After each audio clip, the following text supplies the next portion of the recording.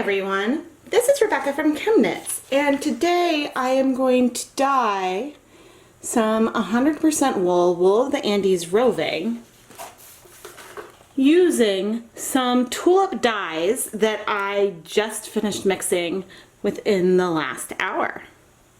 Today's video is sponsored by Sarah Berkey, and I hope to create some really bright, vibrant colors with these dyes so she can spin some awesome yarn.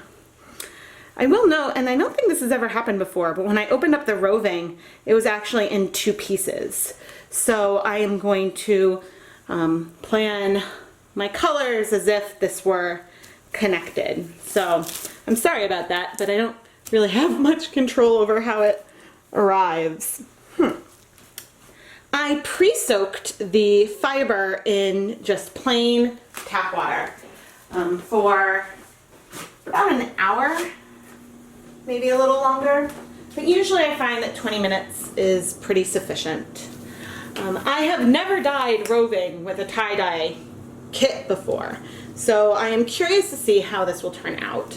But I know that 100% wool yarn takes this dye beautifully, so I am optimistic that we can get some really fun colors. I have protected my work surface with some plastic wrap, and I also removed as much of the water as I could with a salad spinner. So today we are going to use teal, purple, pink, and blue to dye this Roving. And actually, I'm going to bring it closer together like so. And let's start adding some dye. Ooh. Add some blue. I'm curious what the how deep the color penetration is. Oh, it's going all the way through. Good. It's funny how much lighter, yeah, that's going through. It's funny to me how much lighter colors look on Roving versus yarn when I'm dyeing. Maybe because there's just more space and the colors spread out more. I'm not quite sure. Oh, I need another paper towel. This one should work. I end up thinking that these paper towels that I use to wipe my hands end up being absolutely stunning. So now some pink.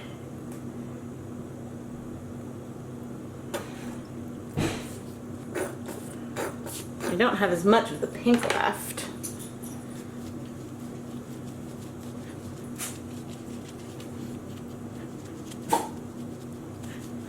I started out today dyeing some t-shirts. So, but I also, since I've done cotton yarn in the past, I just really wanted to see how this would turn out on some Roving. But it's funny because so much of the water has been removed. Sometimes we see the colors beating up a bit.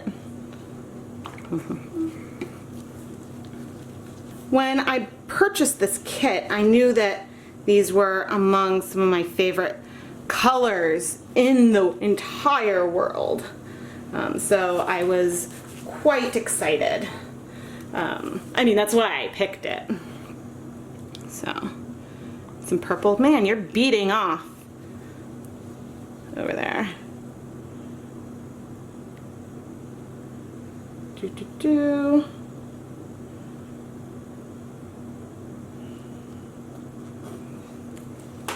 Get us our purple. Gosh, so I'm running out of dye. I guess I've done one adult shirt, 2 kids shirts, 100 grams of yarn, and then this is 100 grams of Roving right here. Yeah, we're gonna squeeze all this more in a second.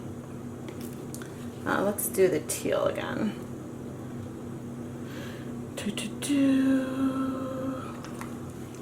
Come on, teal.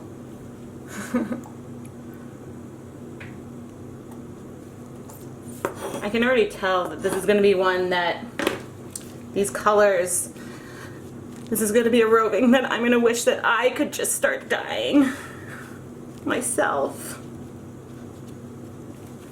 Oh, I love these colors. Oops.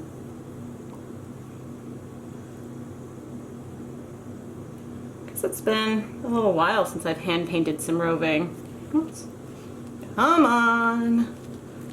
Do, do, do.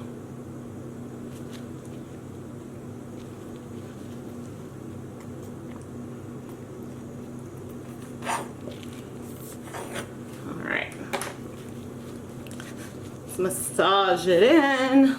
Oh, these colors.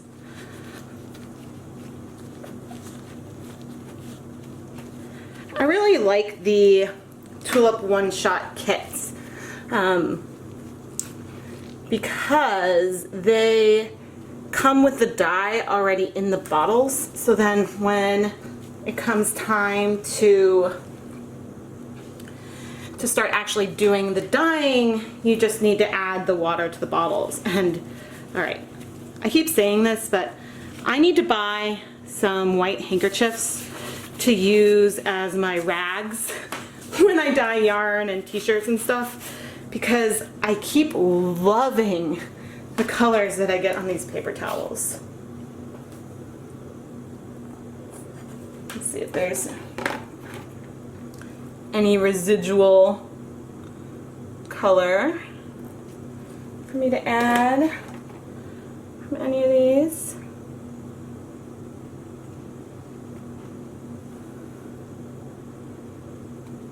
How about our pink? So I know these won't quite be neon, but they should be pretty bright. And hopefully, yeah, whoa, look how dark that is. That's cool. So my plan is after I roll this up, I want to squeeze it a bit more. Gently, of course. Okay. I'm gonna wrap, this is the nice thing about using plastic wrap as a work surface. It's that you can also then use it to clean up. All right, and to wrap this up.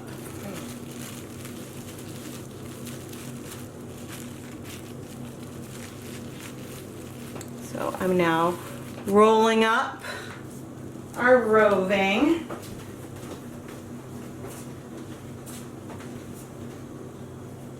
Into a nice little jelly roll.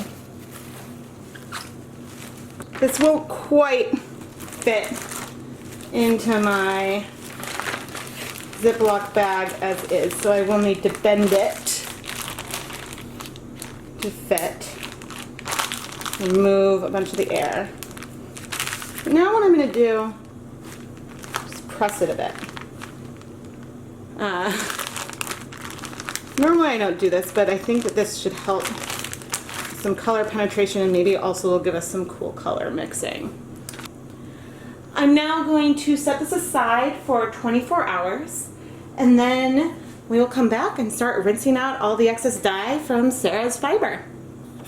Here is our roving, and I will admit, I am nervous about washing this one. I'm nervous because I don't want to risk felting the fiber, and I know that a lot of washing is required to remove all of the excess dye.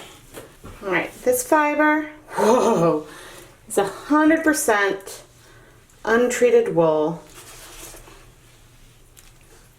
And well, right now the colors are looking very muddy. But that's because we just started rinsing out all of the dye.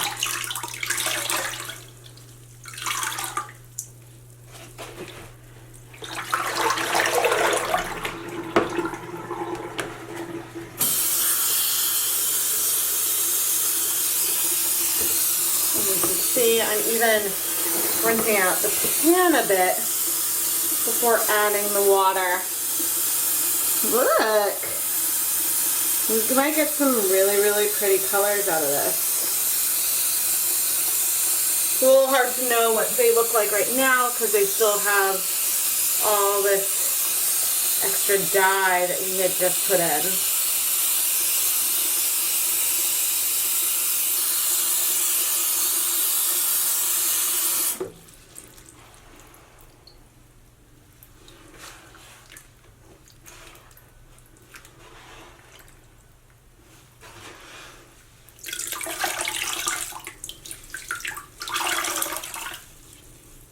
So interesting, these colors are actually right now looking way paler than I expected. I mean, I know I've had some other dyeing end up paler than expected. Like when I speckled Roving, the colors spread out and were pretty pale. But I guess I'm surprised because I know that this tie-dye kit created super bright and vibrant colors on 100% wool in the past. I mean, I think we're still going to have a lot of really, really pretty colors in here. I was just hoping for something a bit brighter.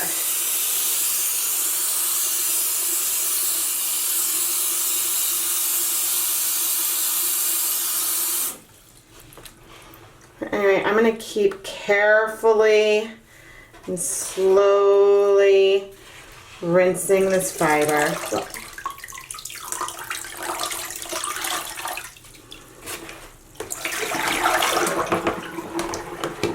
And this next one, I'm going to start adding some Dawn dish soap. And I'm going to keep, mostly filling up the bath, then adding the fiber and kind of going in this cycle to do as little agitation as I can.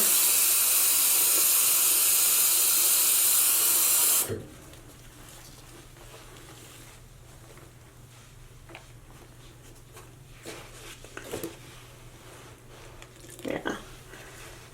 Look at that pink. Oh, that's pretty. Maybe the colors weren't looking super bright because they still have all that extra blue that they soaked in. But, well, when I squeeze it and they look dry. Man, because this is the same dye that I used with, in the previous episode. And the colors were really vibrant. So, we'll see what we get. But I'm going to keep washing this slowly until the water runs clear, and I'll let you know if there's anything remarkable. Soaking the fiber in the dye bath is slowly bringing us some clear water. Even though we're clear now, I'm going to let this just soak for a little bit, then remove the fiber and hang it up to dry. Here is the finished dry fiber. The colors came out way lighter than we expected. And I'm not sure if this is because the tie-dye ended up being a little more diluted onto the fiber or what, because the colors using the same batch came out way more vibrant on a superwash yarn. And I've also dyed extremely vibrant colors on 100% wool yarn in the past using these Tulip tie-dye kits. Using the tie-dye kit required a lot of washing to get the excess dye out of the fiber. We do not have a felted mess because we have some fiber that is still spinnable. Some of the very ends might have some light felting, and there's almost this like coat of slightly felted fibers along the top. I mean, the fiber is still like really easy to pull apart and it'll be really draftable. So that's not a concern. But, while it is not a felted mess at all, nowhere close, I wouldn't call it 100% perfect. And so this is something that I'm always nervous when it comes to playing around with wet roving and washing roving.